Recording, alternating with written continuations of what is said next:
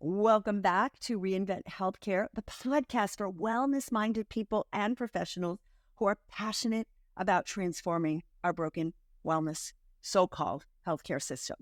I'm Dr. Ritamarie, and I passionately believe that all diseases can be prevented or reversed, and I'm dedicated to empowering millions of people to go from disease and dysfunction into living the healthiest life possible. So the things I want to talk about today are things that kind of make my blood boil, which contribute to the failure of this system and why people are still so ill. According to a recent report in the spring of 2022, 90% or more of the population is considered to be metabolically unwell. How can that be? That only 8% of our population is healthy? That only 8% of our population has blood sugar levels and insulin levels that support health rather than disease? There's something wrong here, right? Because they're not getting the right advice. They're not getting the right advice from their doctors because doctors have just been trained to test their blood sugar when it goes above 120 or 125 to pronounce them as diabetic and then put them on medication. There's no really talk about diet. There's go control your carbohydrates, eat less sugar. But here's a chart that says if you eat this much sugar, you need this much medication. It's just drives me crazy. But more so than that, and what we're going to talk about today is some of the myths that are out there, even in the functional community, even in the holistic community. And it's constantly bombarded on Facebook, on Instagram, with talk about stuff that is not helping people to get truly well. So I want to talk about why. I want to talk about some of these myths and some of these misconceptions and why they're so dangerous. So a lot of people are talking about metabolic health these days. You see Facebook ads all the time for CGMs. There's at least 4 or 5 companies now that can get people CGMs, continuous glucose monitors. There's a lot of people talking about insulin and insulin resistance and leptin resistance and metabolic syndrome, and understanding that weight gain, especially around the middle, can be associated with insulin resistance and insulin levels. So let me just share a few of these misconceptions and these myths that are floating around that I think are dangerous. And you as functional practitioners, you as any kind of practitioner, regardless if you're still in the conventional medical world, even more so, you need to know that these are not right. And you may be seeing some of these things and thinking, well, I'm just going to stick to my medical when I was trained in medicine because those things can't be right. So there's so many things that are being said on these ads by people who are not really trained. So right before I got on, just like a couple of hours ago, I was on Facebook and I saw an ad that really made my blood boil. It was advertised as intermittent fasting according to finger length. And they had pictures of 3 different hands with comparing your index finger and your ring finger and your middle finger. And like if one's shorter and one's longer and they're the same, that it supposedly means something different. And then it says, take a test. Like, what is this? Now, I got through the test and the test had nothing to do with finger length. And it was asking all kinds of questions. But when it came to the end, I wanted my email address and I was afraid to be bombarded. I may go back and give them my email address just to see what the follow-up is, what they're going to be offering people. But the leading with intermittent fasting according to finger length, that's completely crazy, completely ludicrous. How could this be? Like, where do people get this from? They're out there to what? Make money. There's a popular influencer. She's on Instagram and she has hundreds of thousands of followers. And here's what she teaches. It's okay to continue to eat all your sweets. It's okay to eat chocolate chip cookies and ice cream and pie and cupcakes and breads and pastas, as long as you do it at the end of your meal and as long as you have vegetables at the beginning of the meal. So I stop and think, well, okay, yeah, if you're going to do it, it's probably better at the end of the meal. It might cause less of a glucose spike because you already got all that fiber and minerals and all that in your system. But it's okay to eat that stuff because you'll still be able to lose weight. You'll still be able to keep your blood sugar steady. And by the way, you don't need to test your blood sugars because I already tested mine and I found that it works this way. I hear this stuff and it makes my blood boil. Why do people need to get so much misinformation? It doesn't even make sense. So yes, I agree that we should eat vegetables at the beginning of every meal.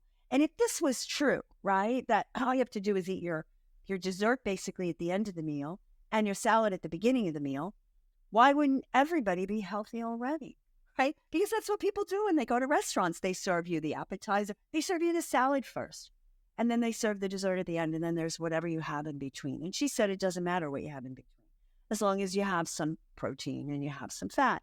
Okay? People want to believe this, and she's got hundreds of thousands of followers.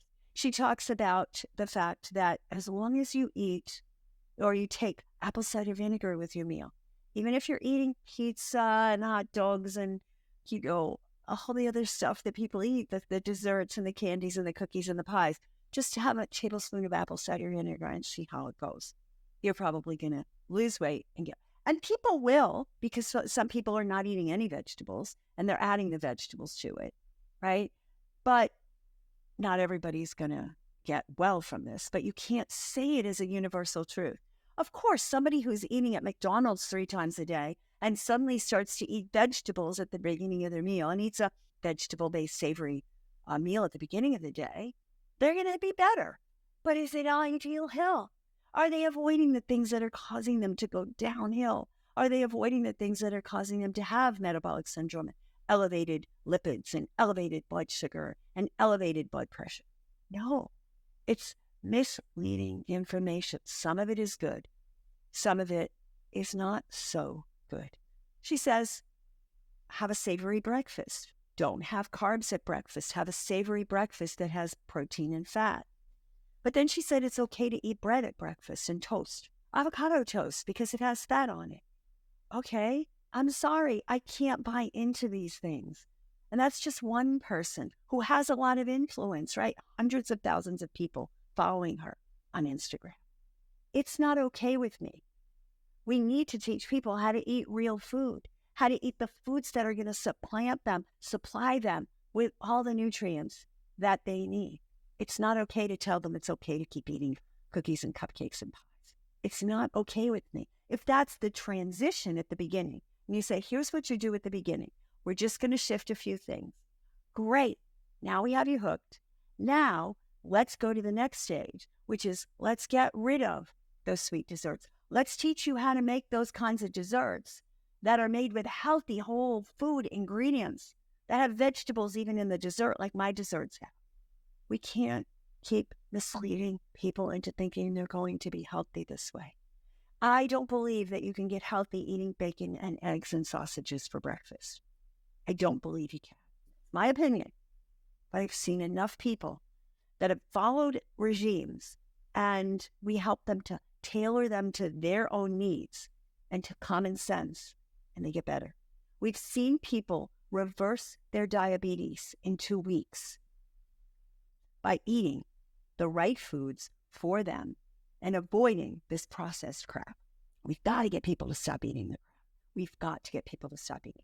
So then I saw another YouTube video or a video on Facebook with a doctor saying you had to eat every 3 hours or your blood sugars were going to crash. And he explained it, that if your blood sugar after, 3 hours after eating starts to go down too low, glucagon is going to come in and it's going to try to bring it up, and you're going to be in a state of panic and hungry, right? Irritable, cranky. Like, what planet does he live on? No, most people in this world, with 92% out of balance metabolically, don't have their blood sugars going down that low in between meals. That would be great if people had their blood sugars going down low. But the truth of the matter is, eating before those 3 hours is up, it's just making the situation worse. It's just causing you to propagate more and more insulin in the system. And then when there's more insulin, guess what you do? You pack on the belly fat. Guess what insulin does in the system? It makes you hungry for more sweets. All of this stuff needs to be stopped. Now, there are some people that I recommend eat every 3 hours. These are our skinny people who they don't have a lot of insulin in their system, and they're losing weight. We need to get them eating more frequently. But the majority of people are overweight. Why are you going to tell them to eat every 3 hours? It doesn't make sense. I'm sorry. It defies science. But people want to hear it because they want to keep snacking. snacking is one of the worst things for metabolic health. Yet there's doctors out there still, to this day, teaching people to eat every 3 hours. It's not right. It's not right. Some people, like I said, need to. Most people don't. Most people don't do well with it. That was old school stuff. That's not the way we should go anymore. And let me go back to this influencer saying, you don't have to test your blood sugar. You can if you want, because I already tested mine, doing what I'm teaching you to do. Where does that come from? We're all different. We're all different. I could eat a banana and have my blood sugar go through the roof. Somebody else can eat the banana and have their blood sugar stay steady. If I ate the way she's describing, of course, have my salad and my vegetables first, and then go ahead and eat whatever plant-based fats I'm eating, whether it's avocado or nuts or seeds or a sauce made from those. And then I were to sit down after that meal and have a dessert, a typical sugary cookie, cake, or candy or pie. My blood sugar would shoot up. That's my genes. My genes are predisposing me to have that. I have to be more careful. Somebody else, it may not. I'm not saying that cookie or cake or pie is not going to hurt that other person, because those foods are not healthy. But I'm saying that it might affect their blood sugar. So to say that you don't need to test your blood sugar because I already did it for you is complete and utter nonsense. It's misinformation, and it's outright dangerous. We can't do this. We can't do this. Another educator is having good results, he says, with his diabetic patients, and he had good results with himself, is they're pushing a high-fruit diet. And guess what? For some people, a high-fruit diet works. A high-fruit diet can reverse their diabetes, but that's not for everybody. So just because some influencer, some author does something for themselves and it works, it doesn't mean it's going to work for everyone. Some of my diabetic patients have been trying to eat high fruit, or they're insulin resistant and they can't do it. But as soon as they cut down on the fruit or combine the fruit with a big green smoothie or a big green salad or a lot of leafy greens, then they can eat it, not as much as this person who doesn't have some of those genetic tendencies. These are totally dangerous. Now, it will work for some people, of course. Then there's the people who say, oh, it's not sugar, it's fat that causes insulin resistance and diabetes. Yeah, it's the fat in the typical American diet. The fat combined with sugar and dairy and gluten and high carbs. That's what does it. They've never looked at studies, but looked at people eating avocados and vegetables and said that person got insulin resistance from eating too many avocados. I haven't seen those studies. I'm sorry. It's people who are eating oils and they're eating meat and they're eating cheese and they're eating other foods that are high in fat, but also are missing the fiber. They're missing the nutrients, the phytochemicals that are in veggies. Okay? Not to say that someone can choose to eat a low-fat, fruit-based diet and get well. There are plenty of people like that. And I'll tell you, I've tried that, right? I've tried it. I've said, I'm going to just do this 80-10-10 diet, or I'm going to do this high-fruit diet, this fruitarian diet that just has some salads mixed in. And it caused me to go into massive cravings for sugar. And I knew I could have another mango. Oh, I can have as many mangoes as I want on this diet. Let me go have another mango. And my blood sugars were up and down, and my brain function was up and down. And all I could think about is, when do I get my next mango? That's not healthy either.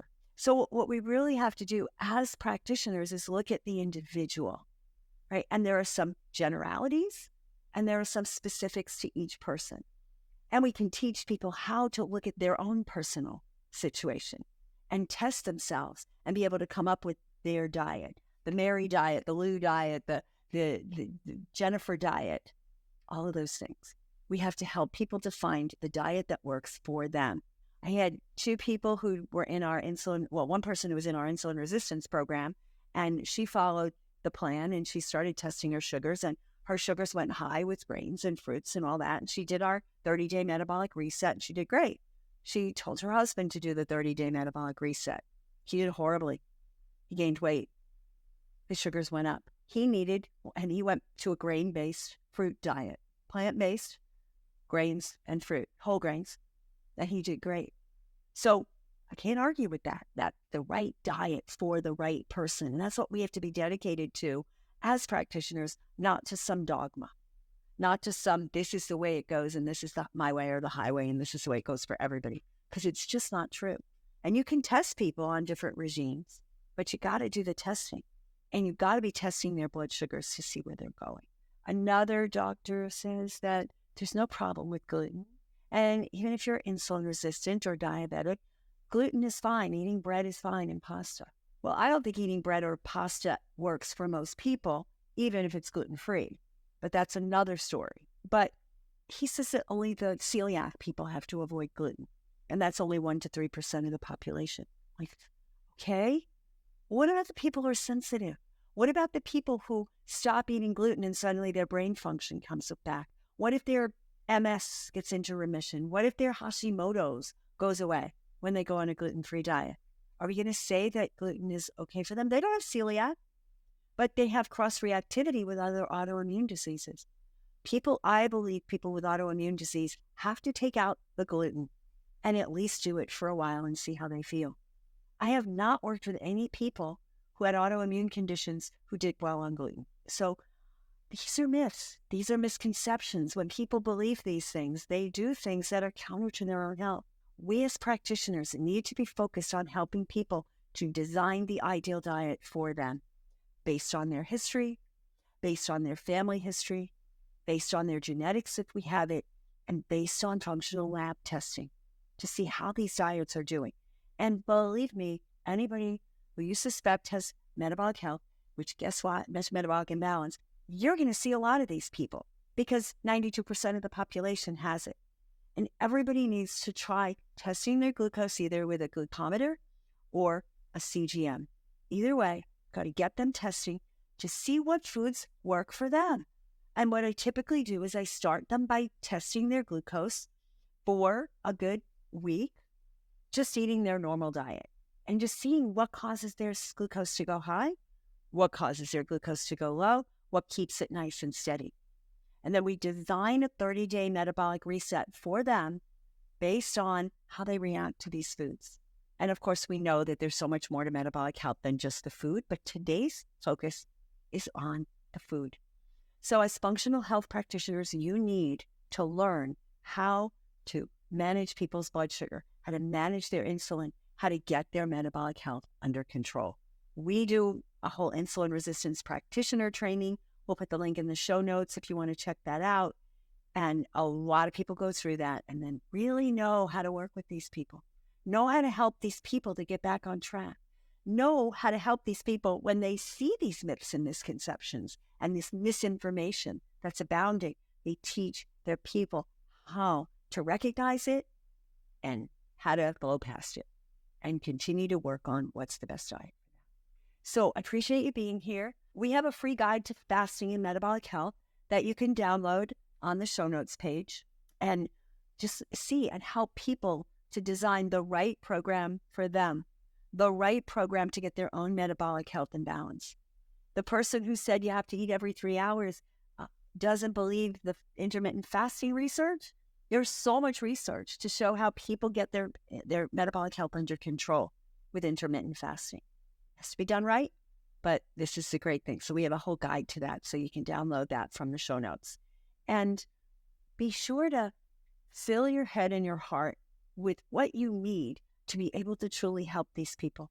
I know a lot of medical doctors that are so frustrated with the system, with lacking the tools that help them to help people to truly get well. And we're here to support you. So download the documents and visit our site at reinventhealthcare.com. Get on the phone with us. We'll be happy to talk to you about what we offer in our program. We have an amazing certification program, and our practitioners come out knowing how to truly help people get to the root cause and be well. So keep doing great work. Help people the best you can. Get the training you need to support them. And until next time, shine on.